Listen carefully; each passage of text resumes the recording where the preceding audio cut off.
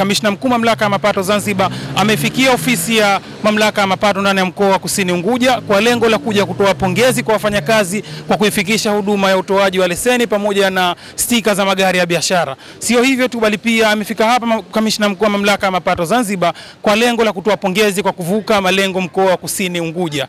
Wana Kusini Unguja tunawakaribisha kuja kupata huduma za leseni pamoja na stika za magari ya biashara ndani ya ofisi za mkoa wa Kusini Unguja.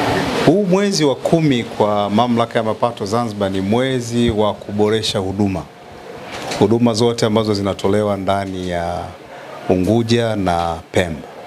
Kwa hiyo tumeanza mkoa wa Kusini ambapo tutaboresha huduma kwa namna mbili. Moja ni ofisi yetu hii ya Paje kuiongezea huduma.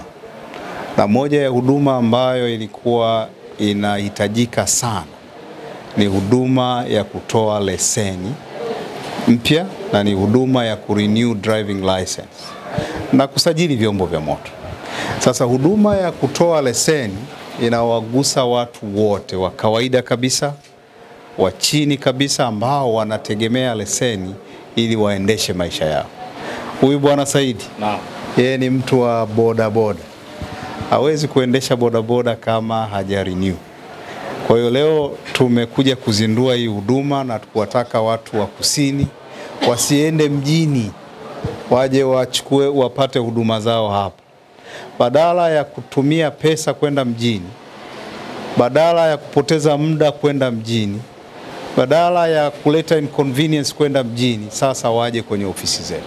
Kwa hiyo hili la kwanza, na linafanywa wakati tunaadhimisha miaka 3 ya uongozi wa Mheshimiwa Dr. Hussein Ali Mwinyi. Hii huduma ya kwanza. Huduma ya pili, mmeona tuna eneo letu pale, tunataka kujenga ofisi kubwa ya mkoa ambayo ina hadhi na itatoa huduma zinazoendana na viwango vya mamlaka ya mapato Zanzibar. Kwa sababu ilikuwa mwanzo awali tunapata shida sana na mtihani mkubwa kwa kwenda mjini. Unaweza kufika mjini saa 2 mpaka saa 3 mpaka saa 4, foleni kubwa. Mwisho wa siku inapelekea pia baada ya zamu yako kufika unaomba muda tayari ushamaliza. Mfano mdogo, mimi tu nilienda juzi mjini, baada ya kufika kwa bahati muda ushamaliza, nimechelewa, ndipo leo nimepata taarifa hii kwa fursa imetufikia huko Paje.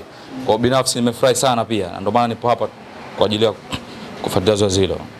Tulipe kodi kwa maendeleo Zanzibar.